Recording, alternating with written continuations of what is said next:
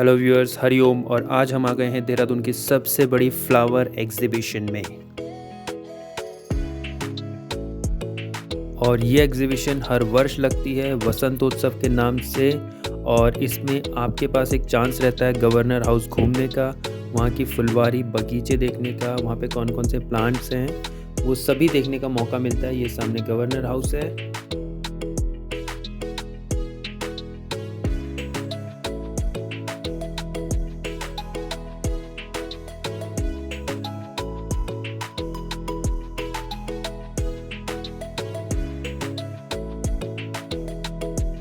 तो हमने भी इसको सैटरडे को विज़िट किया। चलिए बहुत सारे सरप्राइजिंग एलिमेंट आपको दिखाते हैं इसमें।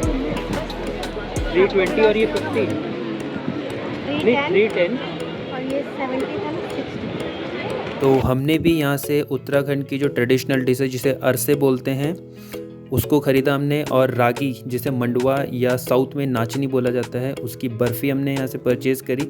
वो भी काफ़ी डिलीशियस थी। तो काफ़ी सारी चीज़ें मिलेट्स की बनी हुई। मिलेट्स मतलब होता है मोटे अनाज, क्योंकि 2023 को मिलेट ईयर या मोटा अनाज वर्ष घोषित किया गया है। तो इसलिए मिलेट्स की यहाँ पे काफ़ी सारी चीज़ें आपको मिल जाएंगी जो कि उत्तराखंड में भी खानी काफ़ी पसंद करते हैं लोग। जिसे हम अरसे के नाम से जानते हैं वो एक साउथ इंडियन डिश है जो कि केरला की डिश है। मालाबार तट की ये फेमस डिश है जिसे वहाँ पर अरसालू बोला जाता है। और इसको अपने साथ लेके आए शंकराचार्य जी, जिन्होंने उत्तराखंड में हिंदू धर्म की और या आप कहें कि केदारनाथ और बद्रीनाथ धाम की स्थापना की। तो यहाँ पर हमने कई किस्म के कैक्टस भी देखे। पत्तों में जो पानी बाहर निकालने के लिए जो छेद होते हैं जिन्हें गार्ड सेल बोलते हैं, वो जो है कैक्टस में नहीं होते हैं। उन गार्ड सेल्स को इनके कांटे जो हैं वो भर देते हैं, यानी कि बंद कर देते हैं, जिसकी वजह से इसमें से पानी इवेपोरेट नहीं होता है और पानी अंदर जेल की फॉर्म में इकट्ठा रहता है। इसीलिए ड्राई एरियाज़ में आसानी से उग जाते हैं और डेवलप हो जाते हैं। तो फूलों का एग्जीबिशन लगा है तो हम बात कर लेते हैं फूलों की घाटी की भी, जो कि उत्तराखंड के चमोली ज़िले में है। इसकी खोज एक ब्रिटेन के पर्वतारोही जिनका नाम था फ्रैंक स्मिथ, उन्होंने करी थी 1931 में। उसके बाद उनको ये इतना पसंद आया कि वो एक बार दोबारा 1937 में वापस आए। और उसके बाद उन्होंने 1938 में एक पुस्तक लिखी जिसका नाम था वैली ऑफ फ्लावर्स। 500 से भी ज़्यादा स्पीशीज़ यहाँ पर आपको मिल जाएंगी और वो भी 250 से ज़्यादा प्रजातियों के बीज अपने साथ यहाँ से लेके गए। और उनका जो है उन्होंने ब्रिटेन में पौधारोपण किया और वर्ल्ड हेरिटेज साइट भी इसको घोषित किया गया है यूनेस्को द्वारा 2005 में। तो बहुत अद्भुत ये जगह है घूमने लायक। तो यहाँ पर हमने गाय के गोबर से बने हुए उत्पाद देखे, जिसमें कि ये काऊ डंग से बने हुए केक और ये काऊ डंग से बने कोन्स। मतलब गाय के गोबर, गौमूत्र, दूध कुछ भी वेस्ट नहीं जाता है। इसलिए गाय को हिंदू धर्म में गौ माता का दर्जा दिया गया है। पहले हर घर में होना ज़रूरी माना जाता था, पर अब जो है व्यस्तता के कारण इसको नहीं अपना सकते। लेकिन आप देख सकते हैं धूपबत्ती और अगरबत्ती सभी काऊ डंग से बनी हुई हैं ये, और एकदम शुद्ध हैं। ये सारे बॉन्साई पौधे आप देख सकते हैं जिनको आप ऑर्नामेंटल प्लांट्स बोलते हैं, ये भी लगा सकते हैं अपने घरों में। तो बहुत ही शानदार ये एग्जीबिशन है जिसको हम पहली बार देख रहे हैं।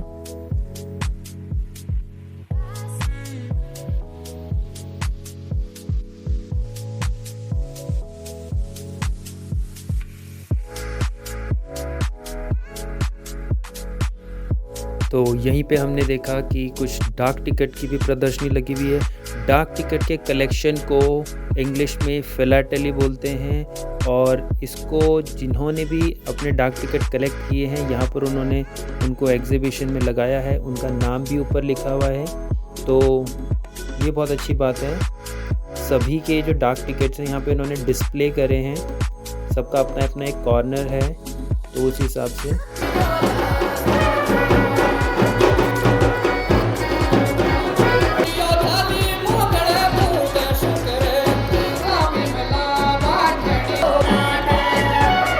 अचार की भी कई वैरायटियाँ यहाँ पे देखने को मिली। और अचार भारतीय परंपरा की एक अनोखी खोज है जिसको कि काफ़ी दिनों तक प्रिजर्व किया जा सकता है। मतलब बिना किसी प्रिजर्वेटिव के इसको सड़ने से बचाया जा सकता है। और ये व्यापारी वर्ग में यानी कि बिजनेसमैन में बहुत फेमस था पहले, क्योंकि बिजनेसमैन बहुत समय तक ट्रैवल करते थे और खाने के लिए उनके पास कुछ ऐसी चीज़ नहीं होती थी, तो वो अचार का इस्तेमाल किया करते थे, जो कि आज भी बहुत फेमस है और भारतीय परंपरा और भारतीय घरों में देखने को मिलता है। तो ये आप सामने देख रहे हैं 3D प्रिंटर है ये, जो भी आप प्रिंट कराना चाहते हैं वो आप इसमें डाल सकते हैं और ये आपको 3D प्रिंटिंग मतलब वही शेप बना के देगा, ना कि पेपर में आपको बना के देगा। ये पूरी शेप वैसी बनाएगा जैसा आपने उसमें डिज़ाइन किया है। तो ये भी एक अच्छी खोज है। और कॉफ़ी या कॉफ़ी की पैदावार की बात करें, भारत में इसका श्रेय जाता है बाबा बुदान को, जो विदेश से 7 बीज अपने साथ लेके आए थे कॉफ़ी के, और उन्होंने सबसे पहले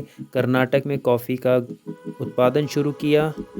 और यह वैक्स के प्रोडक्ट यानी कि मोम के प्रोडक्ट जो हमें हनी बी के कोम्ब से प्राप्त होता है, उसके जो छत्ते होते हैं वहाँ से मिलता है।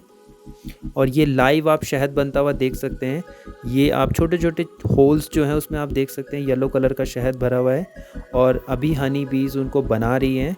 तो मधुमक्खी पालन भी एक बहुत अच्छा ऑप्शन है। तो क्योंकि आज हमें गवर्नर हाउस में तो बात कर लेते हैं गवर्नर्स की, उत्तराखंड के पहले जो गवर्नर थे वो थे सुरजीत सिंह बरनाला, और अभी के जो करंट गवर्नर हैं वो है गुरमीत सिंह।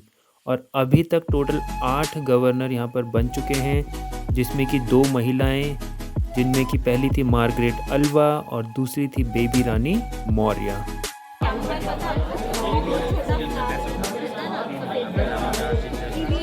इसमें हल्का सा हनी डालूं और इसको आइस डाल के, नहीं नहीं गर्म में नहीं,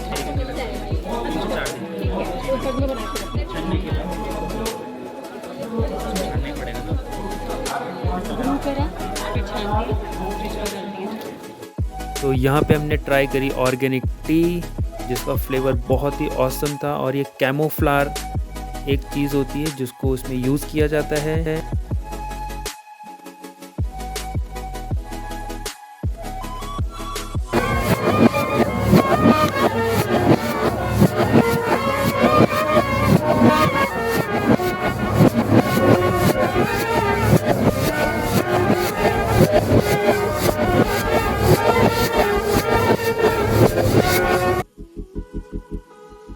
तो यहाँ पे हमें कई किस्म की फूल की मालाएं दिखी। ये फूल की मालाएं देवी देवताओं के लिए, शादियों में जयमाला के रूप में, और नेताओं के साथ कहीं भी बहुत सारी जगह यूज़ होती हैं, और पॉजिटिव एनर्जी का सबसे बड़ा सोर्स मानी जाती हैं फूलों की मालाएं। बुकों की बात करें, बुके जो होते हैं फूलों से जो बनते हैं गुलदस्ते, उनकी एक कला, जापानीज़ कला बहुत फेमस है, जिसको ईके बना बोलते हैं।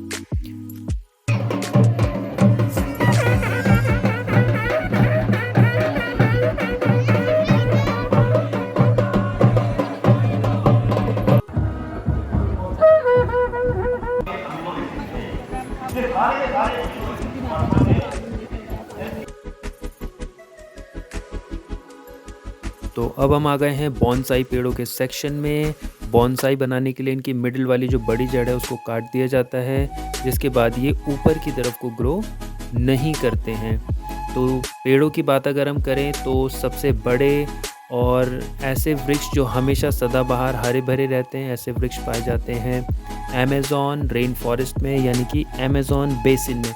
अमेज़न विश्व की सबसे चौड़ी नदी है, और ये अमेरिका यानी कि साउथ अमेरिका के ब्राज़ील में पड़ती है। और सबसे ज़्यादा बायोडाइवर्सिटी भी आपको यहीं मिलेगी। यहाँ के जो पेड़ होते हैं उनके पत्ते बहुत ज़्यादा बड़े होते हैं, क्योंकि ट्रांसपीरेशन एक प्रोसेस होता है जिसमें पेड़ अपना सारा पानी या बहुत ज़्यादा पानी जिसकी ज़रूरत उसको नहीं है वो पत्तों के थ्रू बाहर निकालता है। तो इसीलिए उनके पत्ते बहुत ज़्यादा बड़े होते हैं, क्योंकि वहाँ पूरे वर्ष भर बारिश रहती है।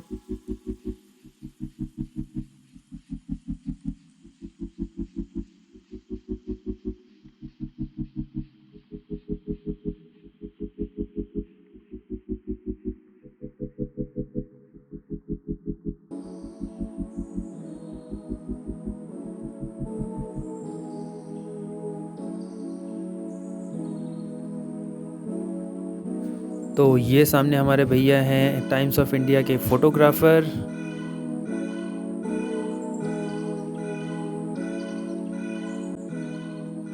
तो हम दोबारा आ चुके हैं बॉन्साई गार्डन में। ये है राजभवन का परमानेंट गार्डन। इससे पहले जो हमने बॉन्साई प्लांट्स देखे थे वो टेम्परेरी सेल आउट करने के लिए थे, लेकिन ये यहाँ पर हमेशा रहता है। तो यहाँ पर आप देखेंगे कि ये ऊपर इन्होंने एक कवरिंग की है जिससे कि प्लांट्स को धूप मिले लेकिन बहुत ज़्यादा ना मिले, क्योंकि कुछ प्लांट्स ऐसे होते हैं जिनको टेम्परेचर कम की ज़रूरत होती है। तो वो यहाँ पर आप देख सकते हैं। और ये हमें बहुत सुंदर एक कपल दिखा यहाँ पर सिद्धार्थ जी का, तो इसको भी हमने कैमरे में कैप्चर किया। तो चलिए अब हमारे भी जाने का वक्त आ गया है। वीडियो कैसा लगा उसका फीडबैक देना ना भूलें, और कमेंट, और अगर आप किसी को शेयर करना चाहते हैं तो वो भी कर सकते हैं। Thank you so much. मिलते हैं नेक्स्ट एक्साइटिंग वीडियो में।